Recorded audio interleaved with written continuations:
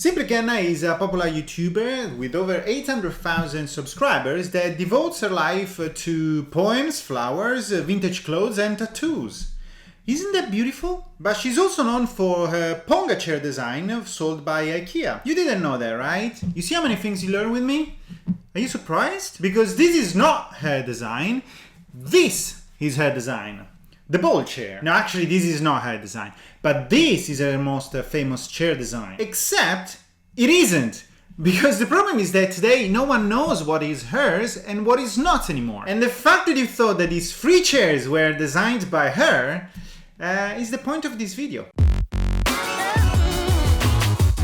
McKenna Kaelin is a 21-year-old animal lover, autumn freak that is obsessed with anime and coffee on rainy mornings. She claims she's been told that she smells like fresh-baked cookies. She's also 99% sure to be narcoleptic, H2O intolerant. She has no interest in tea whatsoever, but recently made a tea coffee station DIY and now never shuts up about tea. Also, she's a romantic, asexual, with a fairly wide knowledge about crystals, and claims she's producing a poetry book for us to look forward to. Basically, a mess. But let's go in order, let's analyze Kenna.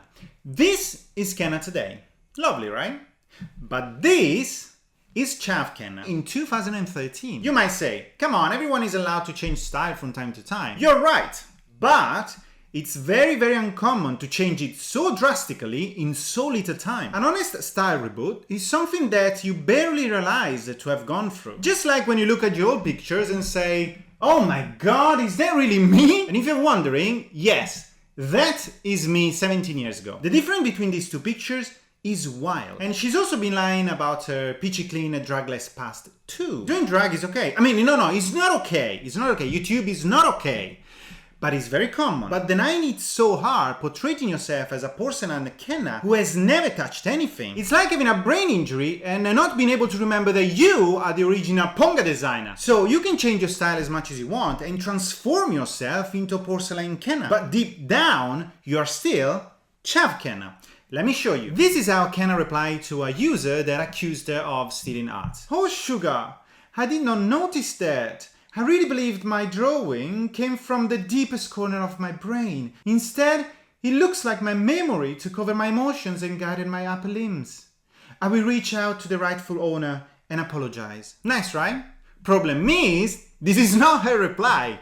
This is her reply. Yo, you gotta chill about 50,000 notches, okay? I did not copy or rip off a single person with this design. It all came from my brain, 100%.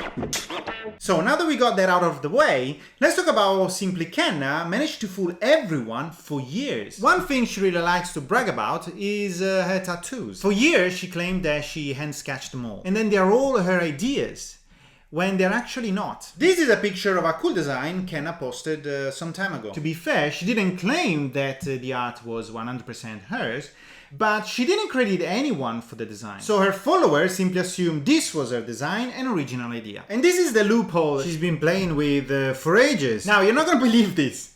For example, this Pinocchio design, she used it for her tattoo. In one of her videos, she claims that this was a Disney concept art, whatever that means. But this is actually, and I'm not kidding you here, a wiki how to draw Pinocchio. The Cauldron bot stock design is another example. In this case, she's claiming this to be her personal design, but the same picture can be found on Google. And if you Google it, you will find that this picture has been copyrighted by Carlac Design. And here's the most unbelievable thing she said about this drawing when a follower asked her if she could reproduce this on a wall. I guess I wouldn't mind you drawing it to put it on your wall, as long as you make sure to give me credit, because it is my personal art.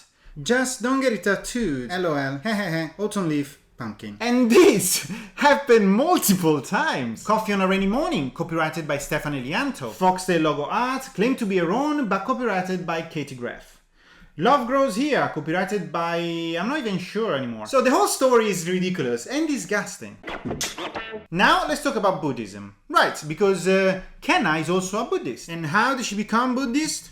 Like this. Becoming a Buddhist is probably the easiest part. All you have to do is to decide to be a Buddhist. And what you do as one is just basically practice the Eightfold Path. There is not really any rule to Buddhism, but there is kind of like a guideline that can help you becoming a better person and live a happier life. Okay, let me try.